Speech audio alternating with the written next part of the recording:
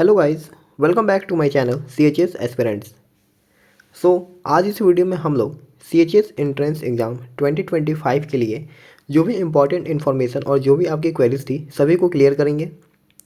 आज इस वीडियो में हम लोग एग्ज़ाम की न्यू एग्ज़ाम पैटर्न के बारे में जानेंगे।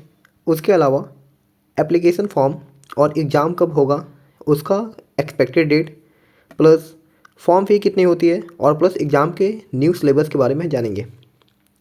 इस वीडियो में हम लोग बेसिकली क्लास 9th और क्लास 11th को फोकस करेंगे, क्योंकि कोविड-19 और लॉकडाउन की वजह से पिछले 2-3 साल से पेपर नहीं हो रहा था। बट पिछले साल पेपर हुआ, लेकिन क्लास 6 का पेपर नहीं हुआ। क्लास 6 का एडमिशन लॉटरी बेस्ड ही हुआ, तो इसलिए इस साल भी हम ये कंसिडर करते हैं कि पेपर नहीं होंगे, क्योंकि पिछले साल भी कंडीशंस एकदम नॉमिनल थे, फिर भी पेपर नहीं लिया गया। इस साल भी ऐसा ही हो सकता है, लेकिन क्लास 9th और क्लास 11th का पेपर होगा, ये 100% कन्फर्म है। इस वीडियो में हम लोग क्लास 9th और क्लास 11th के बारे में ही सभी डिटेल्स को देखेंगे। मेरा नाम है रवि और मैंने अपनी schooling class 9 to class 12 CHS यानी सेंट्रल हिंदू स्कूल कमच्छा वाराणसी से की हुई है। तो चलिए वीडियो को स्टार्ट करते हैं।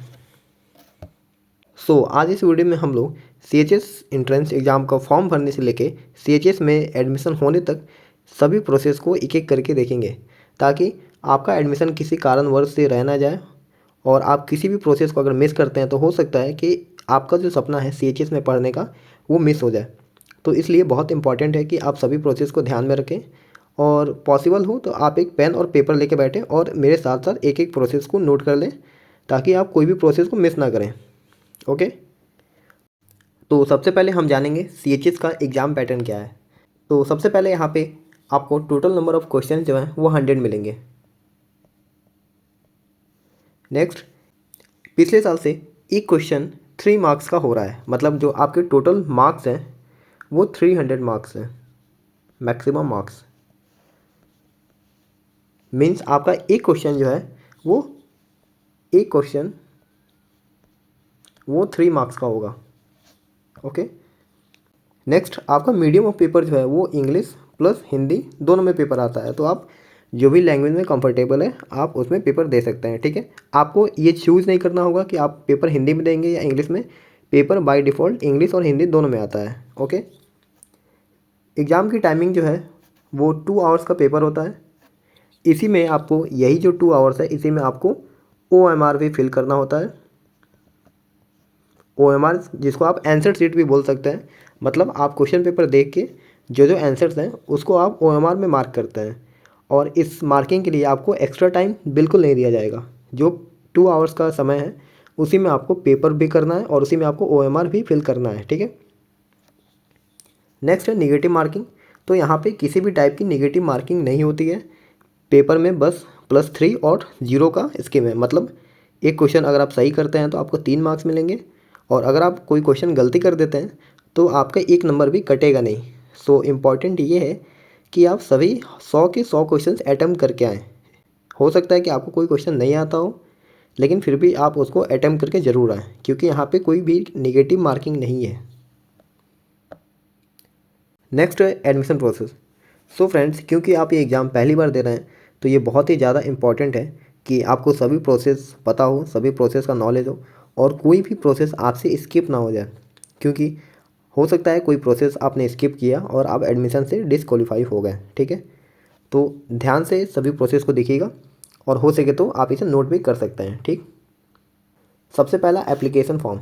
तो एग्ज़ाम में पार्टिसिपेट करने के लिए हमें सबसे पहले एक एप्लीकेशन फॉर्म भरना होता है, जो कि अगले मंथ यानी फरवरी के मिड में, यानी लगभग 10 से 15 तारीख के बीच में ये फॉर्म लगभग आ जाता है। उसके बाद ये फॉर्म लगभग 25 से 30 डेज़ के लिए एक्टिव होता है, यानी आप इतने दिन में फॉर्म को आराम से भर सकते हैं। जब भी फॉर्म आए आप आराम से 4-5 दिन लेके आप इस फॉर्म को आराम से भरें, ताकि आपसे कोई फॉर्म भरने में कोई गलती ना हो। ठीक है, उसके बाद फॉर्म फ़ी। तो SC और ST के लिए आपकी जो फॉर्म फ़ी है वो है 550 रुपीज़, और बाकी जो कैंडिडेट हैं जो कि OBC और जनरल, उसके लिए ये फॉर्म फ़ी है 800 रुपी। ठीक है, नो डाउट ये थोड़ा सा ज़्यादा है, लेकिन आप विश्वास करो, अगर आपका CHS में एडमिशन हो जाता है तो ये सब बहुत ही नॉमिनल है, कुछ नहीं है उसके सामने। सो नेक्स्ट है एडमिट कार्ड। तो सबसे पहले आपने फॉर्म भरा, उसके बाद आपका एडमिट कार्ड आएगा जो कि एग्ज़ाम से 20 दिन पहले आ जाता है। यानी आपका पेपर जब भी होने वाला है उसके 20 दिन पहले आपका एडमिट कार्ड ऑफिशियल वेबसाइट पे आ जाता है, ठीक है दोस्तों। इसका जो ऑफिशियल वेबसाइट है वो है www.bhuonline.in, ठीक है। तो इस वेबसाइट को आप रेगुलरली चेक कर सकते हैं अपडेट्स के लिए, ओके। एडमिट कार्ड आने के बाद आपका होगा पेपर यानी एग्ज़ाम, ठीक। अभी तक का जो भी ट्रेंड है सब में यही देखा गया है कि अप्रैल का जो लास्ट वीक होता है, मीन्स 25 अप्रैल से लेके 30 अप्रैल तक जो भी आपका जो एग्ज़ाम है वो हो जाता है।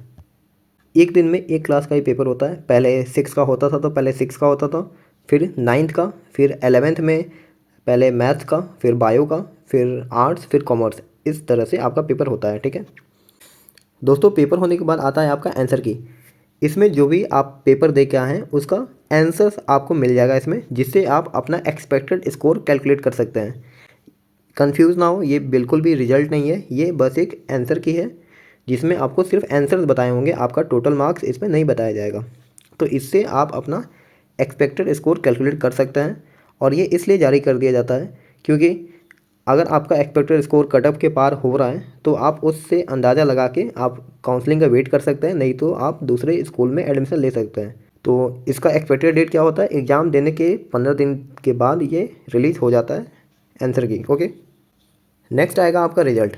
एग्ज़ाम देने के लगभग 1 मंथ बाद ये रिजल्ट आ जाता है जो कि जून के फर्स्ट वीक में आप एक्सपेक्ट कर सकते हैं, ठीक है दोस्तों। रिजल्ट में आपके जो भी टोटल मार्क्स आए हैं वो आपको बता दिए जाते हैं, लेकिन वहाँ पे आपको ये नहीं बताया जाता है कि आपका एडमिशन हुआ है या नहीं हुआ है, क्योंकि उसके लिए आता है आपको कट ऑफ, जिसमें आपको ये पता चलेगा कि आपका एडमिशन हो रहा है या नहीं हो रहा है, आप मेन लिस्ट में हैं या वेटिंग लिस्ट में हैं।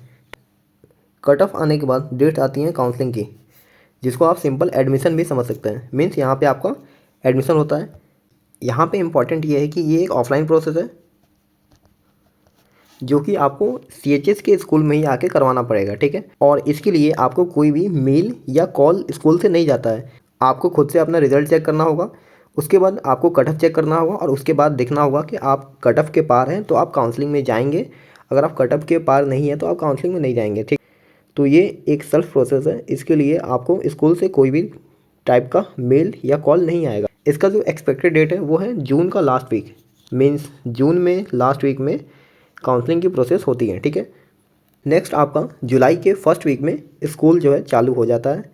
लगभग 1 से 5 जुलाई के बीच में आपका स्कूल जो है वो चालू हो जाता है। नेक्स्ट हम देखते हैं सिलेबस। सो ये जो सिलेबस है ये BHU के द्वारा ही रिलीज़ किया गया है। तो सबसे पहले देखते हैं क्लास 9th का। तो सबसे पहले यहाँ पे ये लिखा गया है कि जो क्वेश्चंस होंगे वो अप टू क्लास 8 तक होंगे। मीन्स 8 के पहले क्लासेस के भी क्वेश्चंस आ सकते हैं, बट मोस्टली जो क्वेश्चंस होते हैं वो क्लास 8 के ही आते हैं। तो आप क्लास 8 का ही रेफरेंस लेके पढ़ाई करें, ठीक है। किस किस सब्जेक्ट से आपके क्वेश्चन आएंगे, तो सबसे पहला है इंग्लिश, फिर Hindi, maths, social science and science. सभी से आपके 20 क्वेश्चन ही आते हैं, ठीक है, जो कि टोटल मिलके 100 हो जाते हैं, ओके। नेक्स्ट देखते हैं क्लास 11th के लिए। सबसे पहले मैथ्स ग्रुप, उसमें आपको English, Hindi, physics, chemistry, maths and general studies से आपको क्वेश्चन मिलेंगे, ओके।